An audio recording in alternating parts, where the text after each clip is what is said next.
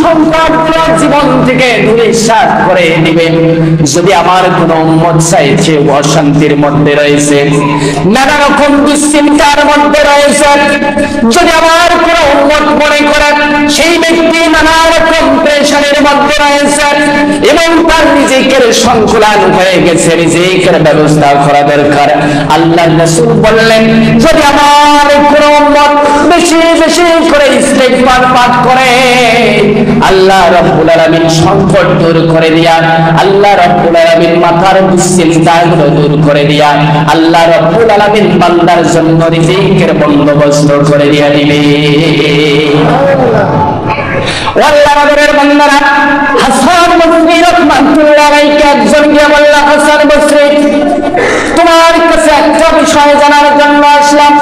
আমি অন্য অঞ্চল থেকে তোমার কাছে আসলাম। আমাদের অঞ্চলের মধ্যে কিছুদিন থেকে বৃষ্টিপাত হয় না, আমাদের অঞ্চলের মধ্যে খরা, আমাদের অঞ্চলের মধ্যে পানির ব্যবস্থা নাই, আসমান থেকে অনেক দিন ধরে পানি প্রবাহিত হয় না। আমাকে এমন একটা আমলের কথা জানিয়ে দাও যে আমলের কথা আমার এলাকার লোকগুলোকে বললে তারা ওই আমলখানা করলে বৃষ্টিপাত আল্লাহ রাব্বুল আলামিন চালু করে দিয়ে দিবেন। হাসান বসরি রাহমাতুল্লাহ আলাইহি তিনি বলল, যাও তোমার অঞ্চলের লোকগুলোকে বলো যেন বেশি বেশি করে ইস্তিগফার পাঠ করে। ইস্তিগফার পাঠ করলে আল্লাহ রাব্বুল আলামিন ওই অঞ্চলের মধ্যে বৃষ্টিপাতের ব্যবস্থা করে দিয়ে দিবে। ওই লোক ওই জায়গার মধ্যে আছে, আরেকজন চলে আসলাম।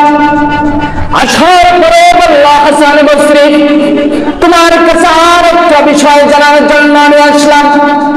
আল্লাহ রাব্বুল আলামিন আমার জন্য দারিদ্রতা দিয়েছেন, আমার রিজিকের বন্দোবস্ত হচ্ছে না। কি করলে আমার রিজিকের বন্দোবস্ত হবে? কি করলে আমার দারিদ্রতা দূর হয়ে যাবে?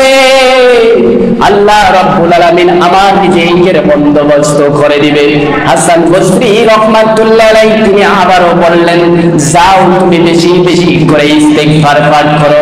যদি বেশি বেশি করে ইস্তিগফার পাঠ করো, আল্লাহ রাব্বুল আলামিন তোমার পরিবারের দারিদ্রতা দূরে দিয়ে তোমার রিজিকের বন্দোবস্ত করে দিয়ে দিবে। দুইজন এই জায়গার মধ্যে বসলেন, আর একজন চলে গেল। ও হাসান বসরি তোমার কাছে আমি আরেকটা বিষয় জানার জন্য আসলাম। ওই বিষয়টা আমাকে বলো।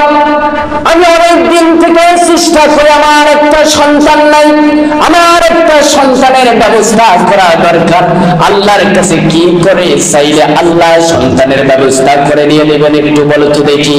হাসান বসরি রাহমাতুল্লাহ আলাইহি তিনি আবার বললেন, যাও তোমার বাড়ির মধ্যে যাও, তুমি এবং তোমার স্ত্রী দুইজনে বেশি বেশি করে ইস্তিগফার পাঠ করা শুরু করে দাও।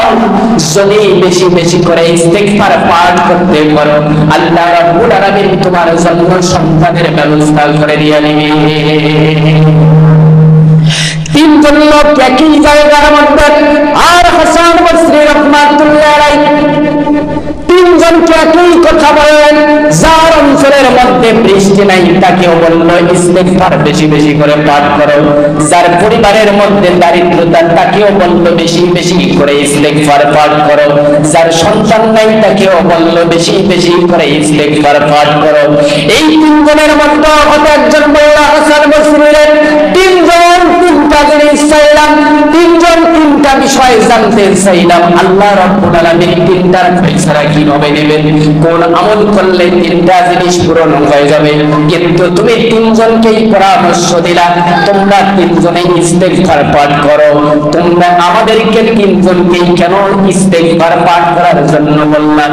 হাসান বসরি রাহমাতুল্লাহ আলাইহি ডাক দিয়ে বলল, আল্লাহর বান্দারা, আল্লাহ রাসূল বলেছেন যদি কোন বান্দা বেশি বেশি করে ইস্তিগফার পাঠ করে, আল্লাহ রাব্বুল আলামিন তার দারিদ্রতা দূর করে দেন। আল্লাহ রাব্বুল আলামিন তাদেরকে সন্তান দান করে দেন। আল্লাহ রাব্বুল আলামিন তাদের পানির প্রয়োজন পড়লে সেই পানিরও ব্যবস্থা করে দিয়ে দেন।